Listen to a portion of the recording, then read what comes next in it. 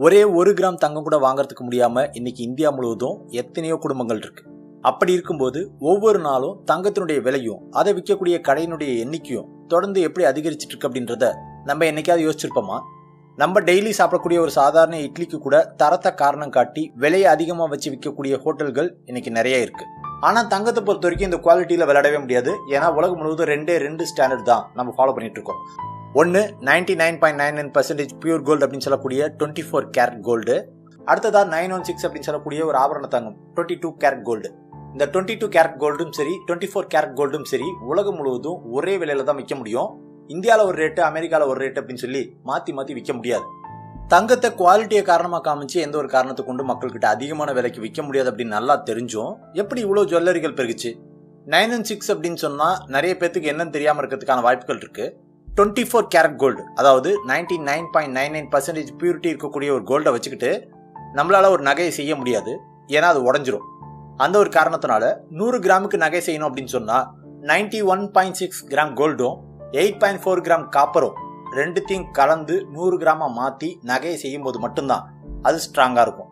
இந்த அளவுல மட்டும்தான் நகையை செய்ய முடியும். ஒருவேளை நான் 90 கிராம் தான் என்னால தங்கம் சேர்க்க முடியுது, 10 கிராம் காப்பர் சேர்த்துக்கிறேன் அப்படின்னா என்னுடைய தங்கத்தினுடைய பியூரிட்டி கம்மியா இருக்குன்னு அர்த்தம். அதே மாதிரி 80 கிராம் தங்கம் சேர்த்து 20 கிராம் செம்பு சேர்க்கிறேன் அப்படின்னா என்னுடைய பியூரிட்டி லெவல் இன்னும் கொஞ்சம் கம்மியாயிடுச்சு அப்படின்னு அர்த்தம். உலகத்துல நான் ஒரு பெரிய பணக்காரன், அதனால நான் 916 அப்படின்ற அந்த ஃபார்மேட்டை தாண்டி 92.4 அல்லது 97.9 அப்படின்ற அந்த ரேஷியோ எல்லாம் நகை செஞ்சு போட்டுக்க முடியுமா அப்படின்லாம் கேட்டா கண்டிப்பா வாய்ப்பே இல்லை. சரி, நம்ம மறுபடியும் டாபிக் உள்ளார வருவோம். ஒரு பிராண்டட் ஜுவல்லரியில 916 அப்படின்னு சொல்லி விற்கக்கூடிய ஒரு நகையை வாங்கிட்டு அதே தேதியில வேற ஒரு ஜுவல்லரியில வேற ஒரு பிராண்டட் ஜுவல்லரியில கொண்டு போயிட்டு அந்த நகையை எக்ஸ்சேஞ்ச் பண்றதுக்கு நினைச்சீங்க அப்படின்னா என்ன விலை கொடுத்து நீங்க வாங்குனீங்களோ அதே ரேட்டு கண்டிப்பா உங்களுக்கு திருப்பி கிடைக்கிறதுக்கான வாய்ப்புகள் இல்லை. அவங்களுடைய மேக்கிங் சார்ஜஸ் அல்லது வேஸ்டேஜ் அப்படின்றதுக்கான ஒரு ரேட் அவங்க போட்டிருந்தாலும் ஒவ்வொரு ஜுவல்லரியும் டிசைனுக்காக சில சார்ஜஸ்லாம் நம்ம கிட்ட பண்ணுவாங்க. ஆனா அதையும் தாண்டி வேஸ்டேஜ் அப்படின்னு சொல்லக்கூடிய சேதாரம், அதாவது உங்களுடைய பழைய நகையில கண்டிப்பா சோப்பு இருக்கும், தூசி இருக்கும் அப்படின்னு ஒரு பெரிய அமௌண்ட்டை உங்ககிட்ட இருந்து குறைச்சிருவாங்க. இன்னைக்கு டேட்ல நம்ம ஊர்ல வெள்ளி பொருட்கள் எடுத்தீங்க அப்படின்னு சொன்னா எந்த ஒரு கடையிலையும் பெருசா செய்கூலி சேதாரம் அப்படின்றத வசூல் பண்றது கிடையாது. அப்படிப்பட்ட அதே வெள்ளிக்கு கூட நீங்க ஒரு கடையில எடுத்துட்டு இன்னொரு கடைக்கு எடுத்துட்டு போனீங்கன்னா நீங்க வாங்கி இருக்கக்கூடிய அந்த பொருளினுடைய வெயிட்ல 20% 35-40% வரைக்கும் வேஸ்டேஜ் அப்படின்னு சொல்லி கழிச்சிடறானுங்க. ஒரு பொருள்ல வேஸ்டேஜ், அதாவது சேதாரம் அப்படின்றது கண்டிப்பா இருக்கும். ஒரு நகையை வாங்கி நம்மளுடைய கழுத்துல ஒரு வருஷத்துக்கு நம்ம போட்டுட்டு இருக்கோம் அப்படின்னா கழுத்தோட அந்த மெட்டல் உரசும் போது கொஞ்சம் கரைஞ்சிருக்கிறதுக்கான வாய்ப்புகள் இருக்கும். அடுத்தது அந்த நகையை நம்ம கழுத்துல போட்டிருக்கும் போது சில தூசோ அல்லது வேற சில பொருட்களோ அதுல கலந்து அந்த பொருளினுடைய வெயிட்டை கொஞ்சம் கூட்டியிருக்கும். அது எல்லாத்துக்கும் சேர்த்து பணம் தர முடியாது அப்படின்றதுக்காக தான் இந்த வேஸ்டேஜ் அப்படின்னு சொல்லி நம்ம கிட்ட கொஞ்சம் கழிக்கிறாங்க. இன்னைக்கு டேட்டுக்கு நம்ம 1 கிராமுக்கு நகை வாங்கணும் அப்படின்னு முடிவு பண்ணி ஒரு ஜுவல்லரிக்கு போறோம் அப்படின்னா நம்ம எதிர்பார்க்கிற அதே எக்ஸாக்ட் 1 கிராம்ல நகை இருக்கிறதுக்கான வாய்ப்புகள் இல்லை.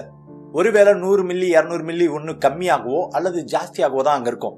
காய்கறி கடையில காய வாங்கினதுக்கு பின்னாடி கருவேப்பிலை கொத்தமல்லியை கொசுரா கேட்கறது போல இவங்கள்ட்ட போயிட்டு நான் 1 கிராம் நகை தான் வாங்குறதுக்கு வந்திருக்கேன், 100 மில்லி தானே எக்ஸ்ட்ரா இருக்கு, எனக்கு போட்டு கொடுங்க அப்படின்னு சொல்லி கேட்க முடியாது.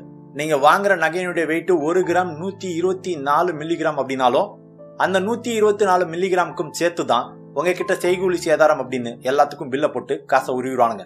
மண்ணுக்குள்ளார இருக்கக்கூடிய ஒரு தங்கத்தை வெட்டி எடுத்து அதுல ஒட்டிட்டு இருக்கக்கூடிய மற்ற மெட்டல்ஸை பிரிச்சு எடுத்து அதுல எவ்வளவு பியூரிட்டி இருக்கு அப்படிங்கறத கண்டுபிடிச்சு நம்ம கிட்ட விற்கக்கூடிய இவ்வளவு டெக்னாலஜி இருக்கக்கூடிய, இன்னும் சொல்ல போனா ஒரு நாட்டினுடைய எக்கனாமிய இந்த தங்கம் அப்படின்ற அந்த ஒரு விஷயம்தான் மொத்தமா மாத்தி அமைக்குது. அப்படிங்கும் போது அதுல எவ்வளவு வேஸ்ட் கலந்துருக்கு அப்படின்றத இந்த ஜுவல்லரிக்காரங்களால கண்டுபிடிக்க முடியுமா அல்லது முடியாதா அப்படின்னு கேட்டா ரொம்ப சர்வசாதாரணமா முடியும்.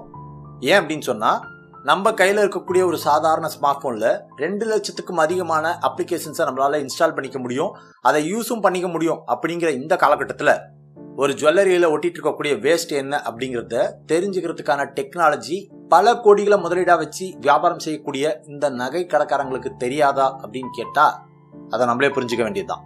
சென்னையில ஜெயச்சந்திரன் அப்படின்னு சொல்லிட்டு ஒரு ஜுவல்லரி ஷாப் இருக்கு அப்படின்றது நிறைய பேருக்கு தெரிஞ்சிருக்கும். அதுல 57.5 கிராம் இருக்கக்கூடிய ஒரு வெள்ளி நகையை எக்ஸ்சேஞ்ச் பண்ண போகும்போது 20% கழிச்சிட்டு, அதாவது 46 கிராமுக்கு 67 ரூபா 15 காசு அப்படின்னு மாத்த போன தேதியில இருந்த அந்த ரேட்டுக்கு போட்டு 3088 ரூபாய்க்கு நம்மளால நகையை எக்ஸ்சேஞ்ச் பண்ணிக்க முடியும் அப்படின்னு அவங்க சொல்றானுங்க. அங்க டிசைன் பிடிக்கல அப்படின்னு வேற ஒரு ஜுவல்லரிக்கு போலாம் அப்படின்னு முடிவு பண்ணும்போது எந்த கடையில வேணாலும் போய் நகை வாங்குங்க, ஆனா வாங்குறதுக்கு முன்னாடி எங்க கடையினுடைய ரேட் என்ன அப்படிங்கறத ஒரே ஒரு முறை தயவு செஞ்சு வந்து பார்த்துட்டு போயிடுங்க அப்படின்னு கெஞ்சக்கூடிய லலிதா ஜுவல்லரியில போயிட்டு கேட்கும்போது மொத்த நகையினுடைய எடை 57.5 கிராம் அப்படிங்கிறத 57 ரவுண்ட் பண்ணிட்டு அதுக்கப்புறம் வேஸ்டேஜ் 33.33% அப்படின்னு போட்டு ரவுண்டா 38 கிராமுக்கு விலை கொடுத்துருக்காங்க. ஒரே நகையை வச்சுக்கிட்டு ஃபர்ஸ்ட் ஒரு ஜுவல்லரியில நம்மளால 3088 ரூபாய்க்கு நகையை எக்ஸ்சேஞ்ச் பண்ணிக்க முடியும். ஆனா அதே நகையை வச்சுக்கிட்டு இன்னொரு ஜுவல்லரிக்கு போகும்போது நம்மளால வெறும் 2557 ரூபாய்க்கு தான் எக்ஸ்சேஞ்ச் பண்ண முடியும். 3088 ரூபாய்க்கும் 2557 ரூபாய்க்கும் நடுவுல வித்தியாசம் அப்படின்றது 531 ரூபாய். செய்கூலி சேதாரம் இல்லாத பழைய வெள்ளி நகைக்கே இந்த அளவுக்கு லாபம் பாக்குறாங்க அப்படின்னு சொன்னா செய்கூலி சேதாரம் இருக்கக்கூடிய தங்க நகைக்கு, அதுவும் புது தங்க நகைக்கு 1 லட்சம் ரூபாய் 2 லட்சம் ரூபாய்க்கு நகை வாங்கும் போது எவ்வளவு லாபம் இருக்கும்?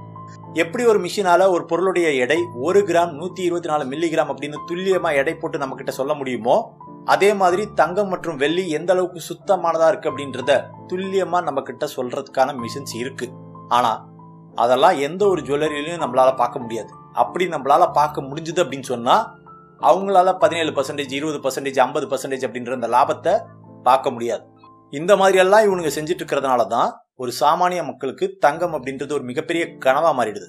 இப்படி நம்ம கனவு கண்டுட்டு இருக்கும் போதுதான் உங்களுக்கு ஒரு கல்யாணம்னா தாலிக்கு அரைப்போம் தங்கம் தரேன் அப்படின்னு எவனாவது சொல்லும் போது நம்மளும் வாயை பொழந்துட்டு ஓட்ட போட்டுடுறோம்.